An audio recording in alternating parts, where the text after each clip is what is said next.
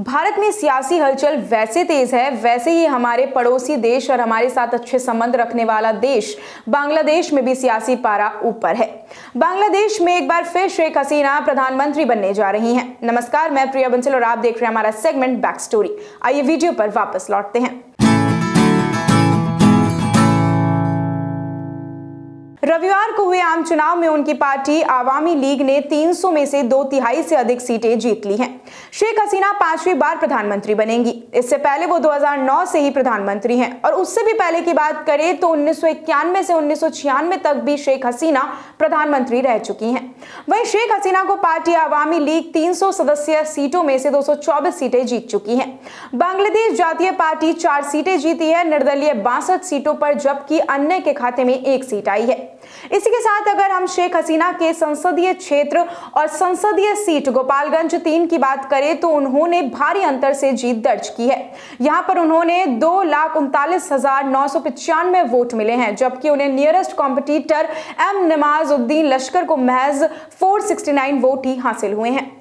गोपालगंज 3 को शेख हसीना 1986 से अब तक 8वीं बार चुनाव जीत चुकी हैं।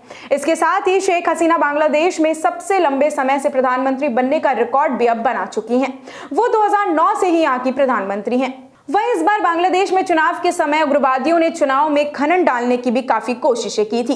कई जगह हिंसक घटनाएं भी हुई थी। रविवार को भी वोटिंग के दौरान देश भर में 18 जगह आगजनी की घटनाएं सामने आई थी, जिसमें से 10 में पोलिंग बूथ को निशाना बनाया गया था। इसी के साथ इस बार महज 40% ही वोटिंग हुई है बांग्लादेश में। जी हाँ, बांग्लादेश में 2018 में हुई चुनाव में रिकॉर्ड 80% मतदान हुआ था, लेकिन इस बार हुए आम चुनाव का विपक्षी पार्टियों ने पूरी तरह से बॉयकॉट कर दिया था। नतीजा ये हुआ कि चुनाव में महज 40% वोट ही पड़े थे। वहीं आवामी लीग के महासचिव ओबैदुल कादिर ने दावा किया है कि लोगों ने वोट देकर बीएनपी और जमाते इस्लामी की बॉयकॉट को खारिज कर दिया है।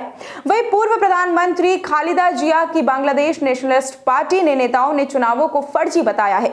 बीएनपी ने 2014 के चुनाव का भी बहिष्कार किया था। हालांकि 2018 में पार्टी ने चुनाव लड़ा था। इस बार फिर बीएनपी ने चुनाव का बॉयकॉट कर दिया था। उसके साथ ही 15 राजनीतिक पार्टियों ने भी बहिष्कार कर दिया था। बीएनपी ने 48 घंटों की हड़ताल भी की थी, जिसमें जनता से वोट ना देने की अपील भी की गई थी। बीएनपी नेताओं का दावा है कि कम वोटिंग इस बात का सबूत है कि उनका बॉयकॉट सफल रहा है। इस बार चुनावों में वोटिंग को लेकर भी लोगों में उत्साह कम ही देखने को मिल रहा था। कई ऐसे लोगों ने बढ़ चढ़कर बिल्कुल भी हिस्सा नहीं लिया था। इसी के साथ इस बार पोलिंग बूथ पर भी लंबी कतारें देखने को नहीं मिली थी। वोटिंग शुरू होने के बाद प्रधानमंत्री शेख हसीना ने ढाका सिटी कॉलेज के पोलिंग बूथ में वोट डाला था। इस दौरान उनकी बेटी साइमा वाजेद भी उनके साथ थी। शेख हसीना ने बीएनपी और जमाते इस्लामी पर लोकतंत्र में विश्वास नहीं रखने का आरोप भी लगाया था। उन्होंने भारत की तारीफ भी की थी और भरोसेमंद दोस्त भी बताया है।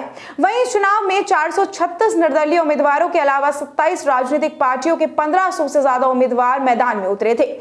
वहीं पूर्व चुनाव आयुक्त ब्रिगेडियर जनरल सखावत हुसैन ने इस चुनाव को पिछले 2 चुनाव की तुलना में अनोखा बताया है। सखावत ने कहा है कि इस बार चुनाव निर्दलीय और डमी उम्मीदवार के नाम पर ही पार्टी के उम्मीदवारों के बीच हो रहा है, इसलिए वोटर्स की रुचि काफी कम है। उन्होंने कहा है कि यह अनोखा मॉडल है। हर कोई जानता है कि कौन जीतेगा, सवाल यह है कि विपक्ष में कौन जीतेगा। ऐसी और भी तमाम अपडेट्स और जानकारी के लिए आप बने रहिए हमारे चैनल द चौक के साथ। नमस्कार।